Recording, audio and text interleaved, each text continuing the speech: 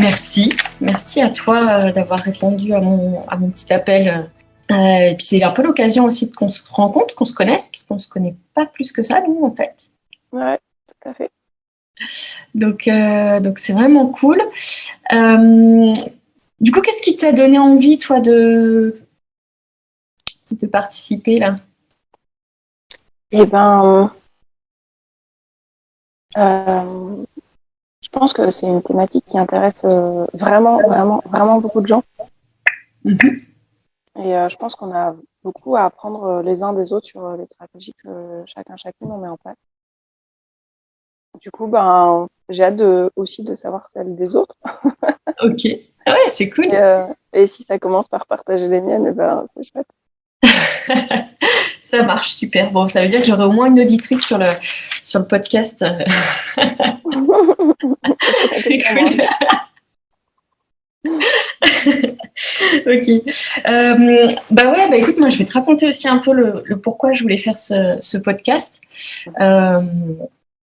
Pour comment c'est venu un petit peu l'idée. Tu vois, donc moi, je suis ostéopathe, en fait, au départ. Au départ, je le suis toujours. Hein. Mais ça fait depuis 2008. C'est vrai que j'ai mon cabinet, etc. Et en fait, depuis 2 ans, je me forme aussi au coaching pour aller plus loin, en fait, dans l'accompagnement des gens. Donc ça fait depuis hyper longtemps, en fait, que j'ai envie de les accompagner plus. J'ai fait de la nutrition. Je fais aussi pas mal de sport, donc j'ai tendance aussi à les accompagner beaucoup vers la mobilité, vers du prendre soin de soi par le mouvement, etc. Et donc petit à petit, je me suis aussi penchée sur le développement personnel, sur l'état d'esprit, donc ce qu'on appelle le mindset,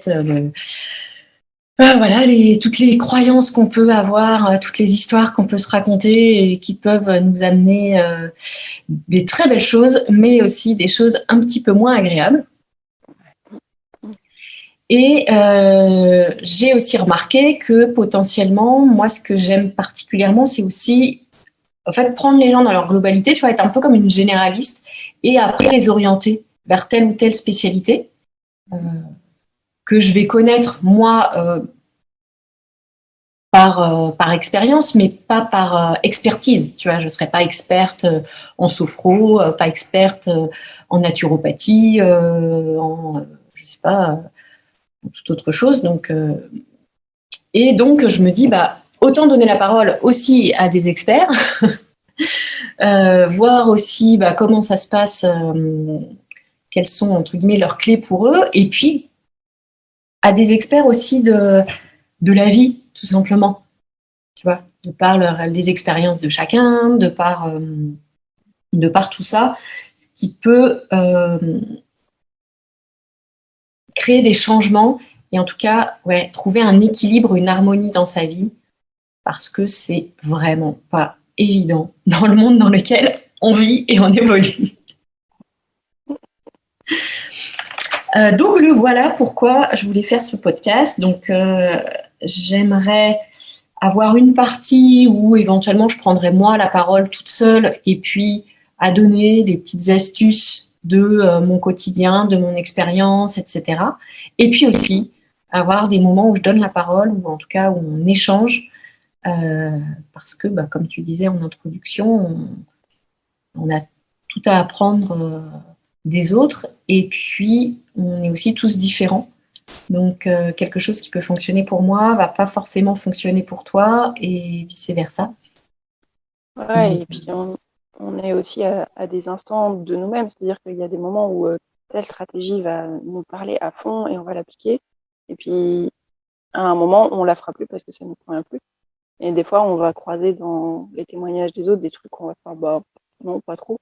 Et en fait, peut-être 1 mois ou 2 ans après, on va se dire ah, ça, j'ai quand même envie d'essayer. Exactement, tout à fait. Ouais, super. Cette diversité-là, elle est vraiment précieuse. Rien que juste de savoir que ça existe, ton cerveau, il peut faire. En fait, on n'avait pas entendu un truc à propos de quelque chose comme ça, là, on pourrait aller creuser là. Ouais, tout à fait, tout à fait. D'ailleurs, j'ai une anecdote là-dessus. C'est sur le nettoyage du foie. C'est la méthode du docteur Clark.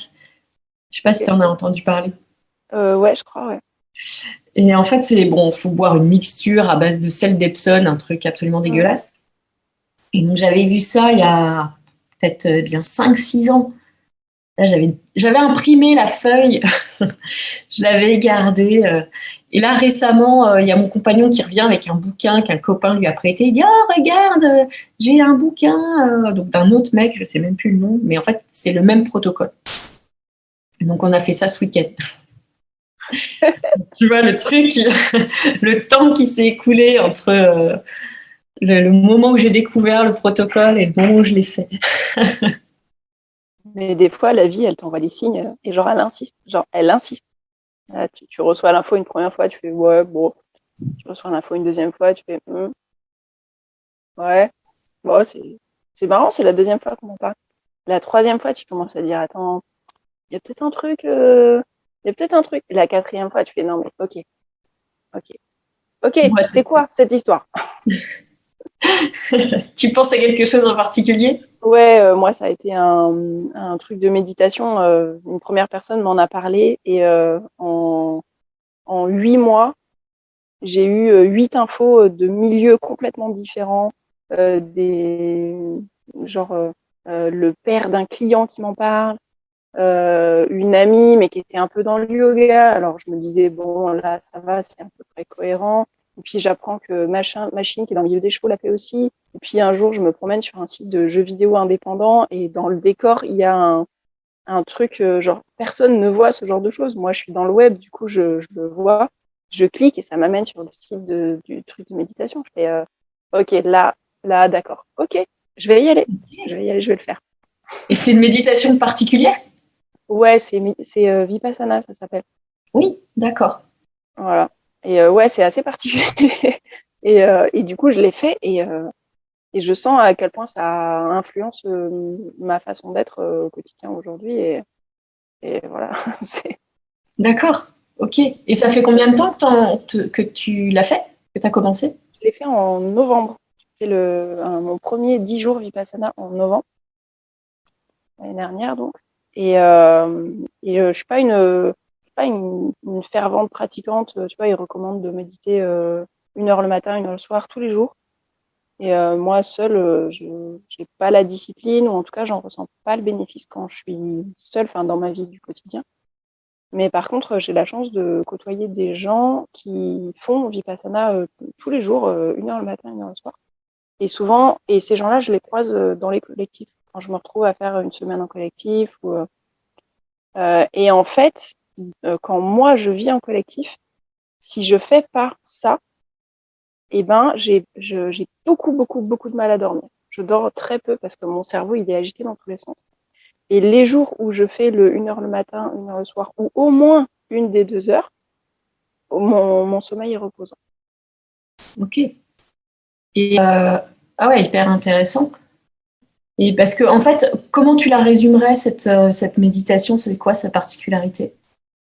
Euh, le principe, enfin, ce que moi j'ai compris, et encore une fois, c'est pas forcément ce qui est enseigné. Ce que moi j'ai compris, c'est Vipassana selon S.N. Goenka, donc c'est une branche de Vipassana. C'est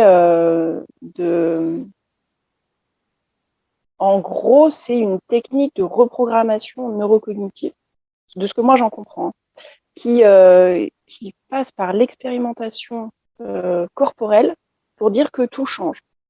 Le point commun dans tout l'univers, c'est que tout change. Tout phénomène, toute pensée, toute sensation, toute vie apparaît et disparaît. Hmm. Et l'idée avec ça, c'est de développer son équanimité. Ok. Ok. Donc, je peux te dire qu'avec les chevaux, avec les humains, avec les enfants, avec les moustiques, enfin, il y a énormément d'applications. Ok. Mais dans le concret de la méthode, en fait, t'es assis immobile pendant 1 heure en tailleur, sans bouger, et tu focalises ton attention sur ta respiration et tu t'observes respirer, tu observes est-ce qu'il y a des variations Et après, tu observes les différentes parties de ton corps et tu observes les sensations. Et Ok. quand tu es assis depuis... moi, par exemple, c'est au bout de 45 minutes, assise sans bouger en tailleur, je sens que dans mon dos, je sens mes asymétries, je sens que il y a des petites douleurs qui s'installent dans les jambes, aux endroits où la circulation est moins bonne. Et, euh, et l'idée, moi, ce que je me dis, c'est ouais, c'est une information. Et je sais que, enfin, c'est pas grave. Je vais pas mourir si je bouge pas dans les 15 prochaines minutes ou dans les 30 prochaines minutes. Donc, je peux rester avec ça, observer qu'est-ce que ça me fait vivre dans mes émotions, dans mes pensées. Et en fait, quand observes, quand tu pratiques vraiment Vipassana, tu observes que la sensation de douleur, elle apparaît. Et à un moment, quand tu repasses sur cette zone du corps, elle est plus là, ou elle est différente. Ok. D'accord. Ouais, c'est vraiment euh, une technique où tu apprends finalement l'accueil, l'observation sans chercher à modifier quoi que ce soit. Ok. Et de pas chercher à éviter et de pas chercher non plus à obtenir. Parce qu'il y a des moments, enfin moi quand je suis assise longtemps comme ça, il y a des moments où je suis partie dans le mental et où j'ai complètement oublié mon corps. Du coup, mon corps, c'est une espèce de brume, c'est confortable, tu vois, j'ai pas vraiment de sensation désagréable. Et du coup, je suis là, ah ouais, on est bien, bien, tu fais, attends, on est bien, mais je suis pas du tout dans mon corps en fait. Mm. Du coup, hop, remettre la conscience sur la respiration et après remettre la conscience sur les parties du corps. Et là, le corps te redonne des infos en mode alors à cet endroit-là, c'est un peu tassé, la circulation elle passe pas trop. Est-ce qu'on pourrait faire quelque chose? Ça, t'es là. Ah ouais, merci pour l'info. Ok. Et du Et coup, maintenant que ça fait longtemps que tu le pratiques, là, parce qu'on est au mois d'août, ouais, euh, quel bénéfice tu en ressors, à part pour le sommeil, quel bénéfice t'en ressors sur ton quotidien ou dans ta pratique? je suis moins, comment dire, je me sens plus stable émotionnellement parce qu'on fait le même travail avec les émotions en fait. C'est à quel point est-ce que tu es capable de rester avec ton émotion, qu'elle soit agréable ou désagréable. Et moi, j'ai traversé des moments de désespoir sans fond. Et ça rejoint un peu les écrits, je crois que c'est de Christiane Singer, Singer, je sais pas comment on dit, sur s'asseoir au milieu du désastre, quoi. Et accepter de rester là et de voir qu'est-ce qui émerge. Genre, c'est quoi juste l'info de là, ma vie a plus du tout de sens, je me sens perdue, hein, et ben, dans ces cas-là, je m'assois et je fais, et ben, ouais, ok, je me sens perdue. Ok. Et, euh, et c'est accepter de rester avec ça jusqu'à ce qu'il y ait quelque chose qui en émerge. Et franchement, seul, c'est pas facile. Hein. Moi, je fais, enfin, moi, il y a des moments où juste je peux pas, tu vois. J'appelle un pote et je lui dis, ah là, j'ai besoin d'aide.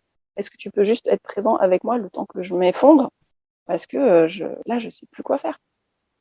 Et du coup, la personne au téléphone, souvent, elle a juste à être là et moi, en fait, je vais processer toute seule, je vais aller chercher dans le fond, je vais m'asseoir au milieu du désastre. J'ai juste besoin que la personne elle soit là pour au moment où je vais ressortir. Et Mm. Ok. voilà. Cool. Ouais, ouais, hyper intéressant. Ça, ça commence dans le vif. Euh, ok. Tu peux juste me dire ce que tu fais, en fait, parce que je crois que je sais même pas. Tu veux dire comme profession? Ouais, comment t'organises ta vie, toi?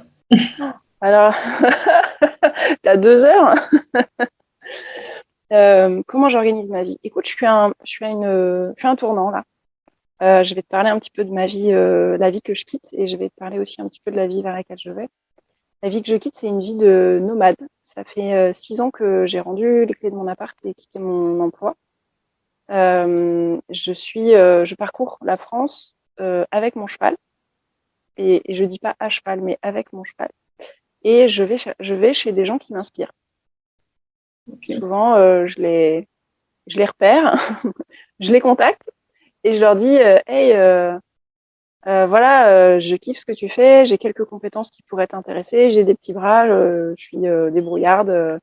Est-ce que ça te dit Je viens chez toi, je te file mes compétences, mes bras, ce dont tu as besoin. En échange, tu me loges, moi et mon cheval. Et ça peut être 2 jours, une semaine, 2 mois, et on voit. Ok. Et je me suis rendu compte que le point de départ de ça, pour moi, c'était de devenir une meilleure cavalière. Donc, je suis allée voir un peu des techniciens, un peu des gens qui avaient une certaine renommée enfin, une certaine renommée, non, pas tant, mais des gens dont je sentais aussi qu'il y avait une recherche dans le relationnel avec l'animal. Mm. Et en fait, je me suis rendu compte en faisant ça que c'est pas tant du savoir-faire que j'acquérais. Oui, j'acquérais du savoir-faire. Clairement, ma technique équestre a beaucoup progressé. J'ai un bien meilleur équilibre. Mais surtout, surtout, surtout, ce qui a été incroyablement étonnant comme aventure humaine, c'est le savoir-être. Mm. Et c'est passé par le savoir-être avec les chevaux, et en fait, ça revient au savoir-être avec les humains. Et maintenant, c'est le savoir-être avec moi-même. Ok. Ah ouais, parce que avant donc de partir il y a 6 ans, Mm. qu'est-ce que tu faisais du coup? Avant de partir à 6 ans, j'avais une agence de communication vers Montpellier. Ok. Et qu'est-ce Et qui t'a motivé à ce moment-là, à part le fait de vouloir être une meilleure cavalière? ouais. Et ben, comme beaucoup de gens qui ont un déclencheur fort dans leur vie, j'ai fait un burn-out. Ok. Ok. Parce qu'en fait, tu travaillais beaucoup. Comment ça s'est passé? Enfin, qu'est-ce qui fait, d'après toi, que tu as déclenché ce burn-out? J'ai beaucoup d'exigences avec moi-même. Mon niveau d'exigence est très, très élevé. Et Mm. c'était mon entreprise. Donc, j'ai créé ça avec un associé. Ok. Et je pense quand on était que tous les deux, ça allait. Et dès qu'on a eu des salariés, moi, je me suis mis une pression de dingue. Et j'ai enchaîné 3 projets sur lesquels ça a été vraiment compliqué avec les clients. Et j'ai complètement pété le plomb. D'accord. Et ça a mis combien de temps pour justement avoir ce cumul d'activités professionnelles, cette charge mentale, j'imagine, qui était très intense? Je pense que la première année, ça allait. La deuxième année, en fait, ça a fait que monter en escalade. Ok. Dès qu'on a eu le premier salarié chez moi, Ok. Donc ça, très rapidement, finalement, tu as senti que effectivement, tu avais cette capacité à à générer beaucoup de travail, mais en même temps aussi à générer beaucoup de pression sur toi, quoi. ouais, ouais, ouais, ouais. Ok. Et à ce moment-là, ta situation familiale, tu étais en couple, célibataire, tu avais des enfants, comment ça? Alors, quand j'ai co-créé l'entreprise, je venais de me séparer d'une relation longue de 9 ans. Et du coup, je me suis lancée à corps perdu dans cette entreprise. Et la seule chose finalement qui me reliait à autre chose que l'entreprise, c'était mon cheval. Ok. C'est le truc qui faisait que j'allais me promener en nature, que j'allais me sortir la tête de l'entreprise. Sinon, D'accord. je faisais des horaires de dingue. C'était, je crois, à 8 heures. Je rentrais chez moi, souvent, c'était 22 heures. Hmm. Ok, c'était comme Et ça 6 jours sur 7 ou... 5 jours sur 7. Mon associé était très ferme là-dessus. Heureusement qu'il était là, punaise. Heureusement qu'il était là. Ok. Ok. Et donc, ton burn-out, comment ça s'est passé? En fait, le plus gros choc pour moi, ça a été un soir, je devais aller à Marseille, donc à 2 heures de route de Montpellier. Et j'étais vraiment fatiguée. Et du coup, j'ai appelé ma belle-sœur, chez qui je devais aller, en lui disant, écoute, je le sens pas, je suis vraiment trop fatiguée. Je pense que c'est dangereux que je prenne la route. Et elle a dû sentir qu'il y avait un truc qui allait pas. Elle m'a gardée au téléphone jusqu'à ce que j'arrive chez moi. Et donc, je pleurais sur la route. Enfin, elle m'a gardée au téléphone. Et je suis arrivée chez moi. Donc, un petit studio de 20 mètres carrés dans un immeuble, un truc qui fait grave rêver. Et je suis arrivée au milieu de mon salon et je suis restée plantée là, dans le noir. Heureusement que je l'avais au téléphone, en répétant, je ne sais pas, je ne sais pas, je ne sais pas, je ne sais pas. Tu vois, ce constat de Là, je ne sais plus rien. Je ne sais plus qui je suis, je ne sais plus où je suis, je ne sais plus quel est le sens de la vie. Enfin, il y avait même pas ces questions de qui je suis, où je suis, etc. C'est juste, je ne sais pas. Je suis Mm. larguée. Genre, il n'y a plus rien qui fonctionne. Et je suis restée là pendant, je crois, bien 3 heures Ah avec elle ouais. au téléphone, qui était là en mode totalement démunie. Enfin, elle savait pas du tout quoi faire. Et finalement, elle a appelé mon père. Du coup, elle a raccroché. Mon père m'a rappelé direct. Et là, mon père a réussi à remettre un petit peu de vie là-dedans. Tu vois, il m'a fait des Mm. suggestions, genre, tu pourrais aller te prendre un bain. Et du coup, j'ai suivi en fait les infos qu'on me donnait. Et j'ai fini par prendre un bain. J'y suis restée plus de 2 heures. Enfin, le bain était froid de chez froid. Et elle me dit, ah, ce serait peut-être bien que tu sors de ton bain, hein. Et en fait, le lendemain, je suis allée, enfin, il est venu me chercher, quoi. Il est venu me Mhm. chercher, il m'a pris dans son quotidien quelques jours, le temps de relancer un petit peu la machine. Et, après, c'est un peu flou dans ma tête, mais je crois que je suis retournée au taf. Et avec mon associé, on a décidé que j'allais arrêter là et que juste j'allais m'occuper de mettre au clean toutes les choses pour que lui puisse récupérer le taf derrière, Mm. toute la gestion d'entreprise, toute la compta, ce genre de choses. Ok. Et à ce moment-là, tu sentais quand même que, enfin, j'imagine que tu sentais qu'il y a quelque chose qui allait pas, mais tu as posé des mots tout de suite dessus, ou ça a Non, été. pas du tout. Pas du Non. tout. Ah non, non, à cette époque-là, j'avais aucune conscience de à quoi servaient les émotions, enfin, ah ouais, j'étais D'accord. prendre soin de moi. Pourquoi faire? Non, non, je buvais aussi beaucoup d'alcool pour m'endormir le soir. Je buvais de l'alcool. Enfin, c'était Mm. pas une période très, très reluisante. Et en même temps, c'est cette période-là qui a fait la bascule dans ma vie. Donc j'ai Ouais. une gratitude immense pour ce que j'ai vécu, pour la façon dont je l'ai vécu, et surtout pour toutes les prises de conscience que j'ai eues derrière et pour la vie que j'ai aujourd'hui. Ouais, j'imagine. Et donc après, comment ça s'est passé? Une fois que tu avais redonné tes parts à ton associé, enfin que vous aviez géré tout ça, tu t'es dit bon là, faut que je fasse autre chose. Ouais, et en fait, j'avais plus les moyens d'avoir cet appart. Et du coup, j'ai fait appel à la famille en disant, ben voilà, là dans ma vie, c'est vraiment la merde. Je cherche un endroit où aller. Et j'ai sollicité ma tante qui avait des chevaux et qui pouvait potentiellement accueillir mon cheval. Déjà, ça faisait des dépenses financières en moins. Et il y a sa fille qui venait de partir pour 1 an en Nouvelle-Zélande. Et du coup, elle avait la chambre de sa fille qui était disponible. Ok. Et du coup, j'ai atterri là-bas. C'est une amie qui m'a déplacé mon cheval, traverser la France. C'était, c'était assez fou d'avoir ce cadeau-là de cette personne. Enfin, pour moi, c'était un gros truc, tu vois, de déplacer un cheval. Du coup, que quelqu'un me le propose spontanément. J'ai fait, oh, mais le cadeau.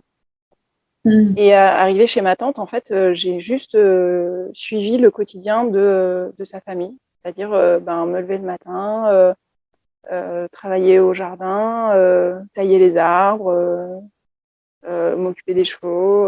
Enfin, vraiment le truc où il n'y a pas de responsabilité, où il n'y a pas à réfléchir. On dit quoi faire. On dit aussi qu'on est content de ce que j'ai fait.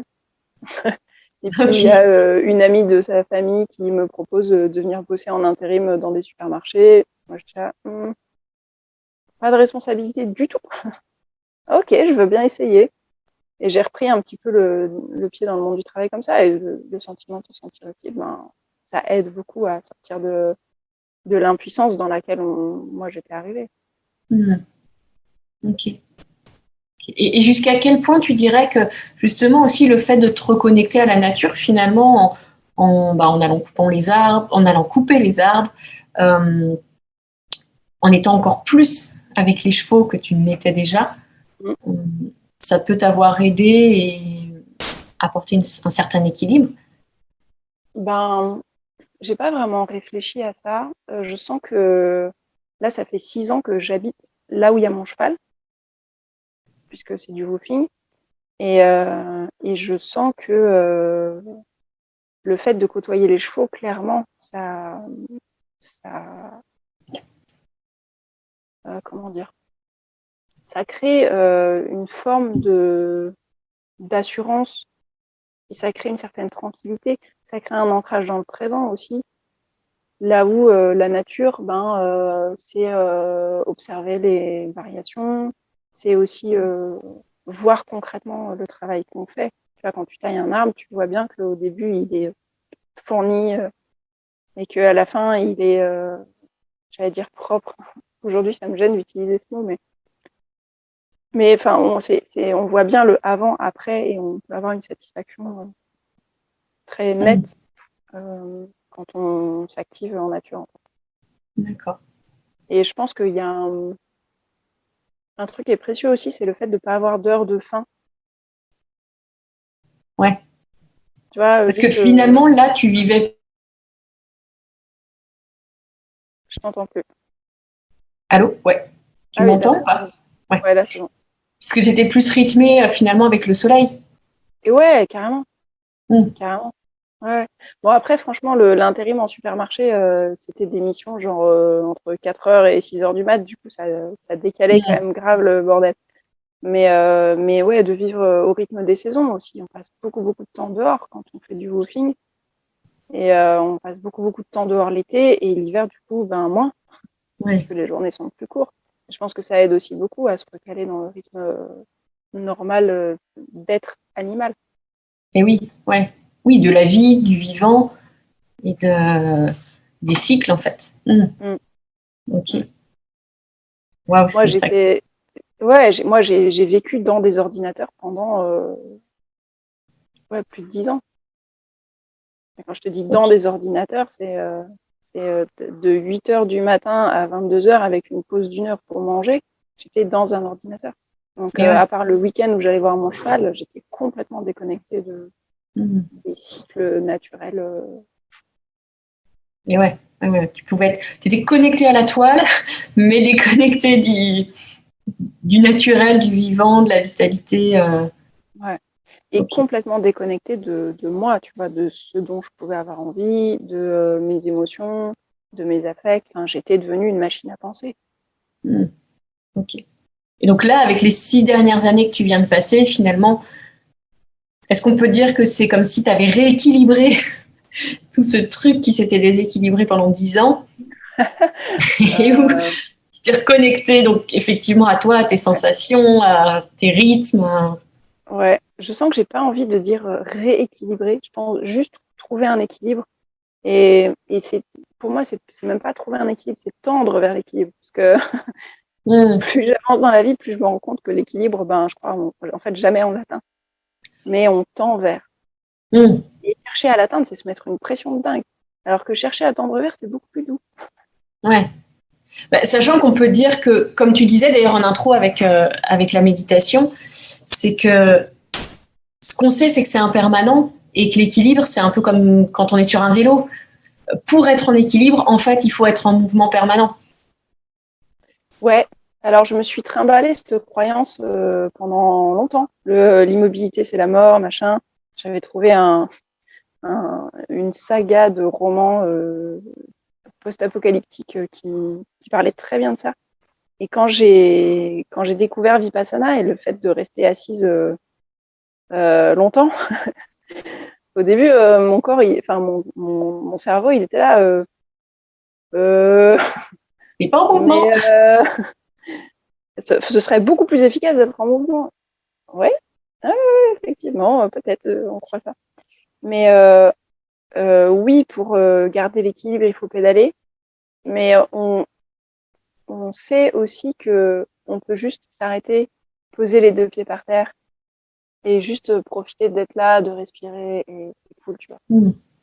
Et Bah, disons qu'après, dans cette notion-là, il y a effectivement, tu vois, la notion de mouvement visible. Et après, il y a ouais, tout ce qui est le ouais, mouvement invisible. Parce que même si ton ouais, corps bouge pas dans une méditation, en fait, tu vois bien que c'est grave en mouvement à l'intérieur. Et à l'extérieur, quand on dit à l'extérieur, c'est même au-delà, quoi, dans ce qui est plus grand pour nous. ouais. Mais je sens aussi que la spiritualité, ça a beaucoup, beaucoup, beaucoup, beaucoup joué pour moi. Tu vois, j'ai rencontré des écrits de certains auteurs comme Jeff Foster, Mhm. qui sont mais incroyablement euh, permissif dans ce qu'on vit en fait. Genre, juste, ben ouais, c'est ok d'être triste, c'est ok d'avoir peur, c'est normal. Genre, autorise-toi à pas aller bien aussi, quoi. Autorise-toi, t'es triste, ben ouais, t'es triste, autorise-toi à être triste, tu peux aussi te poser et rien faire et à attendre que il y ait une info qui sorte de ça. Et si tu passes ton temps à courir, à chercher à te distraire dans tous les sens, ben tu l'auras jamais cette info. Et du coup, toute cette tristesse, tu vas te la traîner. Et, euh, et là, j'ai une pensée pour des amis qui sont ou qui ont été en dépression, qui passaient leur temps à se fuir en fait. Et moi, j'ai fait ça pendant des années, évidemment. Mm. Et ouais. Donc, Et donc, donc oui, c'est bien de pédaler et de continuer à avancer, mais à un moment, il faut aussi s'autoriser à pas aller bien. ouais, complètement. Et justement pour trouver cet équilibre et comme tu dis, aller voir ce qu'il y a derrière et le message, surtout qui a besoin d'émerger, quoi. Hmm. Mm. Qui a besoin d'être entendu. Ouais. Et donc, tu disais que ça y est maintenant, ces 6 dernières années, derrière toi, entre guillemets. Eh ben, écoute, je me suis rendu compte que dans ces 6 dernières années, en fait, ce qui a changé, c'est il y a 2 ans, j'ai rencontré un groupe de personnes avec qui je peux vraiment être moi-même. C'est la première fois de ma vie que ça arrive. J'ai passé toute ma vie à me sentir décalée du monde qui m'entourait, mais vraiment à me dire, je comprends pas ce qu'ils font, je comprends pas pourquoi ils le font, et du coup, j'essaye de m'adapter, tu vois, je fais beaucoup d'efforts, mais je me sens toujours en décalage. Et j'ai rencontré ce groupe de gens, et là, j'ai rencontré des gens qui étaient comme moi. C'est un peu comme Mm. si je rencontrais ma tribu, tu vois. J'ai découvert il y a 2 ans que j'avais un besoin d'appartenance hyper fort. D'accord. Et tu les as rencontrés lors d'un woofing ou rien à voir? Je les ai rencontrés, je m'étais inscrite à une formation sur les pratiques coopératives et j'ai rencontré là-bas quelqu'un qui m'a fait rencontrer ce groupe. Ok. Et alors, c'est un groupe de neuroatypiques slash zèbres slash toutes les étiquettes qu'on peut mettre Ouais. aujourd'hui, tu vois, HP et compagnie. sur les gens qui se sentent pas. Ouais, HP, on parle même d'autisme, d'Asperger. Enfin, il y a beaucoup de mots qui traînent, on ne sait pas bien. Il y a pas de définition précise, tu vois. Et, euh, et de découvrir que je pouvais être vraiment moi-même et du coup aussi être moi-même quand ça va pas et ne pas être obligé de pédaler pour continuer à avancer alors que ça va pas. Et ben ça a fait un gros changement dans ma vie et je me suis rendu compte qu'en fait je ne savais pas me reposer seule Mm. puisque je passais mon temps à pédaler. Et avec ces gens-là, et ben je peux me reposer. Donc est-ce que c'est une histoire de comme les chevaux, il y en a toujours un qui veille et du coup les autres peuvent s'endormir Mm. vraiment tranquillement, profondément. Je sais pas si ça vient de là, je sais pas si ça vient d'autres choses que j'ai vécues, mais toujours est-il que euh, là, aujourd'hui, je m'autorise à me sentir épuisée, genre vraiment épuisée. Tu vois, même en le disant, je sens que j'ai toute la tristesse de je suis tellement fatiguée qui vient. Et là, mon choix se porte sur une colocation avec 4 d'entre eux, avec qui on a pris beaucoup de soins sur le relationnel. Et voilà, l'idée, c'est de se poser et de se reposer pour pouvoir, après, être à nouveau disponible pour apporter des choses en nous. Mm. Ok. Et là, du coup, tu es déjà en coloc ou tu... Là, on est en recherche active de coloc. J'ai mon cheval qui attend, enfin qui attend. Mon cheval est dans un super endroit, vraiment. Il a un pote avec lequel il s'entend super bien. Ils font du grooming. Tu sais, mon cheval, pendant 6 ans, presque les 6 années où on était en vadrouille, il a été seul. Parce que quand tu viens pour une semaine, tu mélanges pas le cheval avec d'autres parce qu'il peut y avoir des coups de pied, des blessures et tout. Donc mon Mm. cheval, ça fait 6 ans qu'il est seul. Et les chevaux, c'est pas des animaux qui sont faits pour vivre seuls, comme les humains.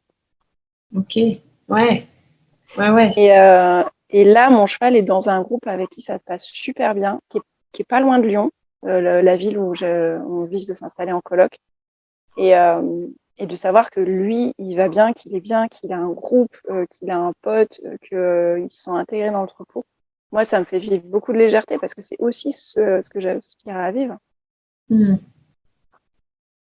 Et ouais, Voilà. chouette. Donc, je suis pas encore en coloc, je suis encore en vadrouille. Là, tu vois, je suis dans l'Hérault.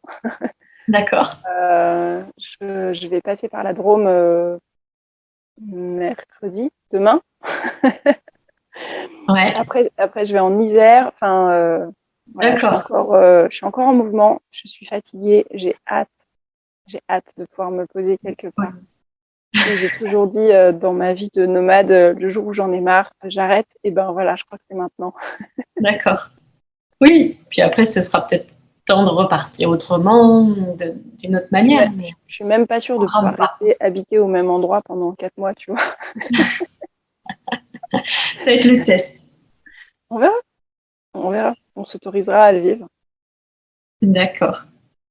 Et, euh, et du coup, là, maintenant, est-ce que tu aurais je sais pas, une espèce de, pas de routine, mais tu vois, de truc où tu sais que tous les jours, vraiment, c'est important pour toi. Ça, tu peux pas déroger, tu le fais. Et parce que c'est une histoire d'hygiène, en fait. C'est une histoire de presque de survie, tu vois. Mm. Eh ben, j'adorerais pouvoir te répondre oui, il y a au moins un truc que je fais tous les jours parce que sinon ça va pas. Et je peux pas te répondre ça. Ok. J'adorerais vraiment pouvoir te dire j'ai une recette miracle, il y a ça qui marche. Euh, euh, Pendant un temps, j'ai tenu un journal. Euh, et puis depuis que je vis du collectif, ben je prends plus le temps de le faire. Mm. Mais ça m'a aidé d'écrire. Vraiment écrire, ça m'aide beaucoup. Je crois que s'il y a un truc que je fais tous les jours, c'est d'écrire. Et des fois, c'est juste prendre quelques notes dans mon téléphone. Mais écrire, ça me permet de noter ce qui est vraiment important pour moi dans la vie, là, dans le quotidien, dans ce qui se passe. Et mettre les mots sur du papier, c'est confier au papier la responsabilité de retenir les mots. Et ça me libère de l'esprit. Mm. Ouais, voilà, s'il y a un truc que je fais tous les jours, c'est écrire. Ok. Et il y a des fois, je peux passer 3 heures à écrire, à me faire un process d'auto-accompagnement en mind map avec pourquoi il y a autant d'agitation dans ma tête et hyper plein de flèches. Et dans, dans les moments où ça va vraiment pas, c'est ce que je fais. Mais aussi la poésie, écrire de la poésie.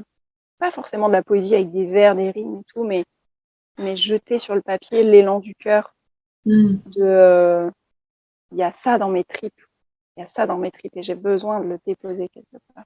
Ouais. Ouais, je fais ça. Ah, super. J'en, C'est une bonne. j'en publie certains sur les réseaux sociaux. Certains, pas tous. D'accord. Bien.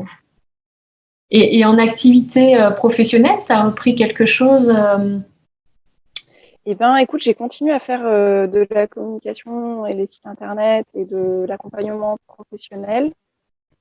J'ai passé une partie de mon activité aussi sur la photo équestre. Ça fait plus de 10 ans que j'en fais et du coup, je continue à proposer des shootings et à donner des formations.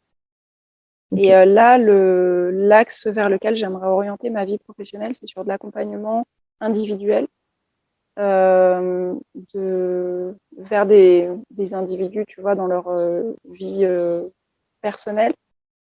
Mais aussi, j'aime accompagner des entrepreneurs à mettre de la clarté sur ce qu'ils ont envie d'apporter au monde.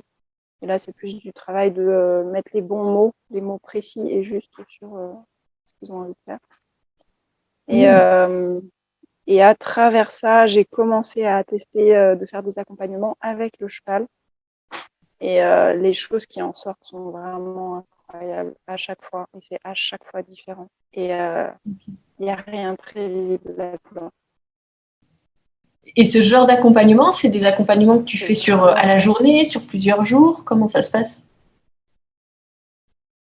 Écoute, jusqu'à présent, tout ce que j'ai fait, c'était sur quelques heures. Mais j'ai envie de créer une offre à destination des professionnels de l'équitation parce que ces gens-là, ben, vu qu'ils ont une structure avec des chevaux, ils peuvent pas forcément partir. Et mon idée, c'était du coup d'aller chez eux. D'aller chez eux, utiliser le temps qu'ils ont disponible dans une journée. Ça peut être 2 heures, ça peut être 5 heures. Et de faire avancer un projet comme ça sur une semaine de présence. Ça, c'est un D'accord. projet qui me botte bien. Ok, super. Et on peut te retrouver quelque part sur les réseaux. J'imagine que tu as quand même ton site, que tu fais des sites pour les autres. Eh ben, figure-toi que c'est bien un truc qui est compliqué. Tu sais, l'histoire du cordonnier qui est mal chaussé. C'est incroyablement beaucoup plus difficile de faire mon site pour moi que pour le faire pour d'autres, y compris poser des mots justes, etc. Donc, ouais, j'ai mon site internet emmanuel-lagrange.fr où j'ai jeté en vrac. Il n'y a pas vraiment de graphisme, tu vois, c'est juste genre, bon, allez, il faut qu'il y ait quelque chose sur ce site internet, alors je vais mettre en vrac ce que j'ai envie qu'il soit su. Ok. Et c'est un putain d'exercice. Hein. Moi, j'encourage tout le monde à faire ce truc-là et évidemment être accompagné s'il y a le besoin. Moi, j'ai eu besoin d'être accompagnée, tu vois. J'ai eu besoin que mes potes me poussent au cul en mode mais si, faut absolument que tu avances là-dessus. J'étais oh, mais ça va être long. Et donc, comment tu comment tu t'organises avec tout ça entre le fait de bouger régulièrement, entre le fait de t'occuper quand même de ton cheval aussi. J'imagine que tu vas le voir quand même si là il est pas tout à côté de toi, euh, pour justement avoir tes clients, développer ta clientèle. Ouais, alors c'est vraiment très particulier le fait d'être nomade. Les Je bouge en général, je bouge soit pour aller rejoindre quelqu'un qui m'inspire, soit parce que j'ai une demande professionnelle, une mission professionnelle, genre des shootings photos par exemple, ou un stage photo animé. Et à partir du moment où j'ai une date et un lieu, eh ben je regarde dans ma carte de France, je me suis fait une carte avec les gens que j'aimerais aller rencontrer. Et je les contacte en leur disant hey, je serai dans ton secteur à tel moment. Est-ce que ça te branche qu'on se rencontre? Est-ce que enfin, moi j'aimerais te rencontrer? Est-ce que donc il y a ça qui se passe en général. Et après c'est souvent le réseau de ces personnes-là. D'accord. Qui, Et à chaque fois, ça touche des gens qui sont autour de l'équitation, du cheval en général. Enfin, eh ben pas toujours, non, non, pas toujours. C'est en fait le cheval, c'est le prétexte à se déplacer, à rencontrer des nouvelles personnes. C'est un prétexte. Et en fait, les champs d'application sont infinis. Quand j'arrive et que je dis, voilà, moi, la compétence qui va probablement le plus t'intéresser, c'est la photo, parce que tu es un professionnel d'équitation. Et peut-être les sites internet, si ton site internet, soit t'en as pas, soit il n'est pas à jour. Et, mais la rencontre, elle se fait sur l'humain. Et du coup, ben, ces gens-là chez qui je vais, ils parlent de moi à leur entourage. Et du coup, leur entourage est curieux et ils viennent à la rencontre. Et finalement, c'est comme ça que se crée un petit peu les, les pépites, les pétillements, les rencontres. Et, et c'est des cadeaux incroyables à chaque fois. À chaque fois, les gens qui se sentent intéressés par qui je suis, c'est des gens incroyables auprès desquels j'apprends énormément. Là, comme ça, je pense à une cavalière. Excuse-moi, il y a des mouches qui m'embêtent. Une cavalière qui a un certain niveau en équitation, tu vois, je la vois monter à cheval, je me dis, waouh, alors là, franchement, tel geste technique est accompli à la perfection. En fait, je me rends compte que c'est quelqu'un qui propose des constellations familiales. Et là, tu fais, waouh, mais j'ai trop envie d'apprendre à tes côtés. Et puis un jour, on se retrouve pour faire une séance photo et la jument est pas vraiment disponible, l'humaine est pas du tout disponible dans sa tête non plus. Du coup, ben, pour photographier de la relation, si tu veux, c'est un peu complexe. Et du coup, je lui dis, ben, si tu veux, je vois qu'il y a un truc qui va pas. Si tu veux, juste on s'assoit et on prend juste le temps de rester avec, tu vois, s'asseoir au milieu du désastre et, D'observer tout ça. on prend le temps. Et en fait, c'est pas une séance photo que j'ai fait, c'est un accompagnement facilité par le cheval. Parce qu'évidemment, le cheval, il est acteur de ça. Ok. Donc, ma vie, j'ai rien de routinier, j'ai rien de prévisible, tout change tous les jours. Et, et je crois qu'il y a une part en moi qui a un petit peu peur d'aller en coloc et de s'installer quelque part. Et... Ouais, je vois ce que tu veux dire. Et oui, comme en plus tu crées ton activité, ton quotidien sur ces opportunités-là, sur cet inconnu, finalement, c'est vrai que quand on est figé quelque part, on ouvre quand même moins de portes sur les opportunités, mais il y en aura certainement d'autres autrement qui saura. Mais j'ai totalement confiance dans ma capacité à créer des opportunités. Enfin, je veux dire, je ne fais que ça dans ma vie depuis 6 ans. Ça va continuer, ça ne va pas s'arrêter. Tout à fait. Et donc après, juste ça n'empêche là, pas d'avoir la petite peur. Ouais, bien sûr, j'imagine. Et en même temps, tu vois, là, tu me parles d'une peur, mais où tu as le courage d'y aller malgré tout. Oui, Parce que, mais tu sais, alors le ça, courage, on dit que ça vient du cœur, en fait. Enfin, c'est la même origine, courage et cœur. la voix du cœur. Et voilà, et en fait, c'est ça qui te tire vers l'avant, quoi. Oui, mais surtout, moi j'ai eu cette devise pendant bien les 2 dernières années là qui dit c'est inconfortable, donc il y a des choses à y apprendre, donc j'y vais. Je me suis frottée à des grosses casseroles que je me traînais depuis des années, et là c'est en cours de guérison et c'est génial. Mais il y a une condition à ça. Pour aller visiter l'inconfort, il faut se sentir en sécurité. C'est indispensable. C'est Ok. indispensable. Si tu vis pas de la sécurité, il n'y a pas moyen. Ton cerveau, il va te mettre tous les trucs en travers du chemin pour te dire non, non, non, non, non, on n'y va pas. Et justement, quand tu parles de sécurité, à ce moment-là, pour toi, c'est quoi qui t'amène la sécurité? Ça peut être, il y a différentes formes de sécurité. Moi, là, sur les champs que j'ai explorés, c'était dans le relationnel. Donc, la sécurité relationnelle, pour moi, c'est avoir quelqu'un en face qui est responsable de ses émotions et qui est capable de se gérer. Et là, ça parle de mon histoire, hein, des traumas que j'ai vécus avec un homme violent, etc. Mais pour moi, la sécurité, elle est à la fois dans le fait d'être acceptée, quel que soit ce qui me traverse. Si ce qui me traverse, c'est de la rage, si ce qui me traverse, c'est de la tristesse, juste que de savoir que la personne en face, elle a sa propre sécurité intérieure. Et du coup, moi, je peux aller sombrer ou aller visiter des trucs qui vont me mettre moi-même en insécurité à l'intérieur de moi à moi. En fait, on peut peut-être parler de vulnérabilité. Ouais.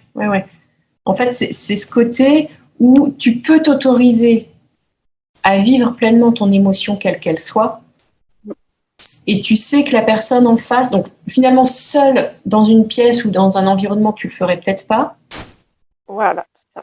Mais par contre, le fait d'avoir quelqu'un physiquement près de toi, qui en plus, où tu as confiance en lui, où tu sais que cette personne-là sera stable émotionnellement, c'est-à-dire qu'elle va pas prendre ta colère, par exemple, ou elle va pas te dire ah mais arrête de pleurer ou mais c'est bon calme-toi et là tu sens que cette personne-là te laisse l'espace et là tu te sens en sécurité et là tu peux y aller, c'est ça?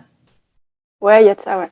Et là, pour moi, c'est le process d'accompagnement où je disais, pour aller m'asseoir au milieu de mon désastre, j'ai besoin qu'il y ait quelqu'un à côté, même si juste il est présent. Mais c'est pas tout à fait de ça dont je parlais quand je te disais de sécurité relationnelle. Moi, je suis allée explorer mon rapport à l'autre, mon rapport à l'homme notamment. Et il y a des situations où, par exemple, l'homme m'exprime son désir. Et moi, à l'intérieur, ça active un système d'alarme, mais risque maximal. Et où j'ai exprimé à la personne ce que je vivais à l'intérieur et je lui ai demandé, voilà, est-ce que tu serais d'accord pour juste rester présent surtout, t'avances pas. Surtout, tu t'en vas pas. Et est-ce que tu peux juste rester à mes côtés le temps que moi, j'aille visiter ce qui se passe à l'intérieur? Et j'ai eu la chance d'avoir 2 opportunités de faire ça avec 2 personnes différentes. À chaud, tu vois, genre la personne me dit « Ah, j'ai du désir pour toi ». Et moi, à l'intérieur, le gyrophare, les sirènes, tout. Okay. Et de pouvoir lui dire ah là, je vis un truc vraiment hyper fort. Est-ce que je sens que j'ai du mal à le gérer. Est-ce que tu veux bien m'aider dans ce process? Et depuis, ça va beaucoup mieux quand quelqu'un s'approche et me dit ah, tu me plais, j'ai du désir, est-ce que machin. Ben, maintenant, je suis capable de continuer à fonctionner en interne et de pas me mettre dans le rouge, de pas me sentir dans le rouge à ce moment-là. C'est là où, pour moi, pour aller visiter l'inconfort et pour aller comprendre qu'est-ce qui se passe à l'intérieur, j'ai besoin que l'autre me mette en sécurité. Ou au moins vivre de la sécurité pour lui, tu vois. Ok. Waouh. Il y a un sacré parcours, au niveau de... alors moi, ce que j'appelle la santé au sens large, mais qu'une amie appelle plutôt l'amour de soi. Tu vois, l'amour de soi, la connaissance de soi et tout ça, quoi. Super, c'est vachement inspirant en tout cas, je trouve que tout ce que tu m'as partagé là. On arrive à la fin de l'heure. Juste une dernière question, tu nous as parlé de plusieurs livres. Enfin, tu m'as parlé de plusieurs livres. Et est-ce qu'il y en a un en particulier que tu aimerais conseiller, partager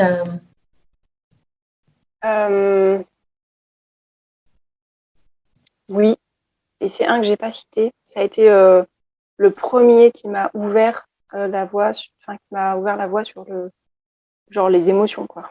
Juste la base. S'il y en a un que tout le monde devrait avoir dans sa bibliothèque, qu'il ait 4 ans ou qu'il ait 250 ans, c'est une bande dessinée. C'est pour ça que je dis 4 ans. C'est une bande dessinée, c'est fait par Armela, ART-ME2LA.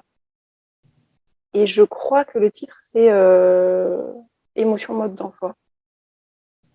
Et c'est une série de 3 bandes dessinées. Je crois qu'il y en a une 4e qui va sortir bientôt. Okay. Et vraiment, si je devais conseiller un truc à quelqu'un qui a envie de se découvrir, de se connaître, de savoir comment ça marche à l'intérieur, c'est vraiment hyper ludique. Je les ai pas avec moi parce que je les prête et que, en fait, les gens se les prêtent entre eux et elles mettent du temps à me revenir. Mais voilà, s'il y avait vraiment un seul, genre vraiment, si tu me restreins à un seul, ce serait cette série de bandes dessinées. Ah bah super, ouais, en plus je connaissais pas, donc